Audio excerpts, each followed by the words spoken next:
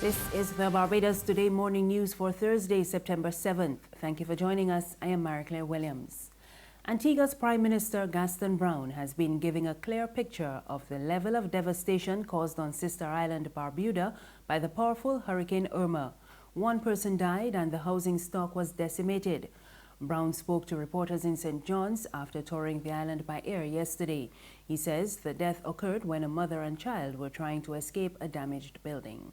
And during trying to make that escape, it seemed as though something may have happened. We're not too sure if the person drowned, the child drowned, or what exactly is the cause of death. But unfortunately, we had a fatality. We're also doing some search and rescue. While we're there, we had one of the choppers. We went over there with two choppers, one of them actually doing a little preliminary circumnavigation of Barbuda to determine whether or not there are any other individuals who, to be rescued. We're not exactly sure whether or not there may not be additional fatalities, but so far we only have one that has been reported. So as I said, it's an absolute devastation. And this is no hyperbole. As a matter of fact, been there, and you have the pictures to show exactly what the situation in Barbuda is like. In fact, it really indicated why they were unable to communicate with us, because even though they had a backup ham system that was destroyed, they also had a satellite phone. That too was made inoperable. So they had absolutely no way to communicate with us. Meanwhile, the Caribbean Disaster Emergency Management Agency is deploying a team to Antigua and Barbuda today.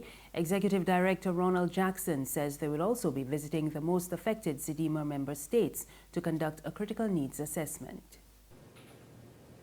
Even as we seek to deploy specific teams, these are rapid needs assessment teams to get a better sense of what are the priorities that are coming forward, and also looking at the need for water, temporary roof cover, and shelter support. We are turning our attention to positioning teams to respond to potential impact in Turks and Caicos Islands and in the Bahamas. Already we have on standby a military engineering regiment and potential doctors, military doctors out of Kingston to respond to needs in Turks and Caicos and in the Bahamas, and they are on standby and ready, and we are firming up the arrangements for moving them into the theater of operations, into the impacted zone should that become necessary. Irma also battered Anguilla, the Virgin Islands, and St. Martin, leaving behind millions of dollars in damage. And the first group of emergency evacuees have arrived in the Bahamian capital Nassau from the southeastern islands as disaster management officials prepare for the arrival of Hurricane Irma.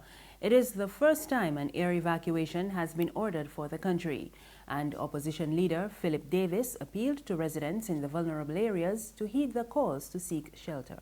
I'm pleased to see that they are accepting the advice. And at this time, this is a time for us to be careful and cautious. It's better to be safe rather than sorry. And so the efforts that we are now engaged in to ensure safety first and not concerned about whether they should be sorry later, I think is commendable. This hurricane is a monster. It is packing 185 miles per hour winds, and Lord knows what devastation that will accompany that. So if you are still not heeding, please take advantage of the efforts that's now being engaged by the government to bring you to safety. And please adhere to the warning, and please accept the olive branch that's being handed out to you to make sure that you're safe.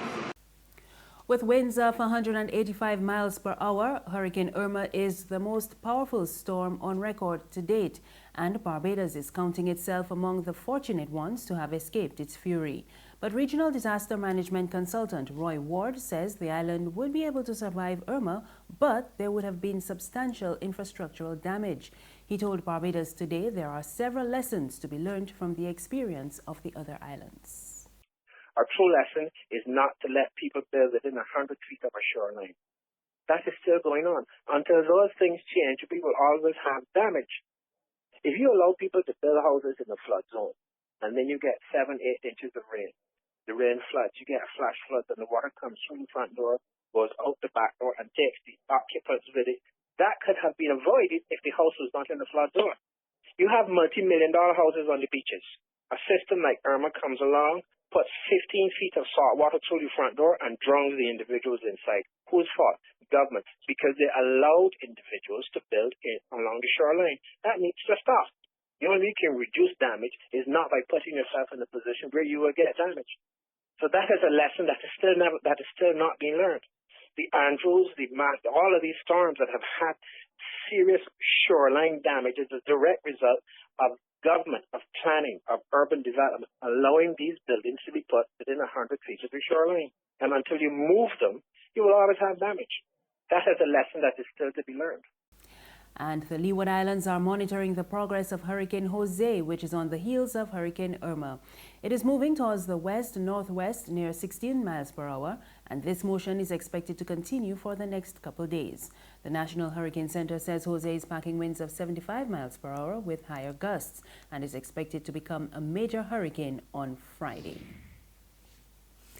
In other news this morning, while concerns grow over rising gun crime, the luxurious Port Ferdinand says it should not be blamed for entry of illegal weapons into the country. The operators of Port Ferdinand Marina and luxury residences in Sixments and St. Peter say there is no way illegal guns are passing through their facility. Acting Police Commissioner Tyrone Griffith says firearms are entering the island through the legal ports of entry. But the Group General Manager of the operators of Port Ferdinand, Bernard Sarmi, says the luxury facility is not responsible. He told journalists the security there is too strict for guns to be smuggled in. There's regional and international news after this short break.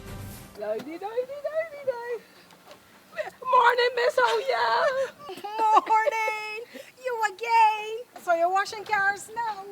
Well, I can't keep up with you at all. Yes, girl, you know they're going to provision to selling slow. And I don't sell nation newspapers at all because them don't sell. So I washing cars now. I like to get up before 8:30 because I can't take the hot sun. You want the car wash? No, not today. It clean. But you're going in very early though? Yeah, I just going early so I can read the Barbados Today online before work starts. Right. But you can still let me clean the vendor for the $2. At least it's still cheaper than the nation newspaper. All right. I got a special boo here that I got it shiny. Thank you. Enjoy your day here. You too. All right. What that paper is? She can see clearly when the dirt is gone. The Barbados Today, news you can trust. Thank you for staying with us. We're back with news from the region, and we go to Trinidad and Tobago, where police are reporting that they have seized more than $100 million in drugs and illegal firearms over 3 years. A statement from the police service says over 2,000 firearms and 37,000 rounds of assorted ammunition were seized since 2015, and they confiscated more than $109 million worth of cocaine and marijuana last year. The figure for this year so far stands at $30 million worth of drugs.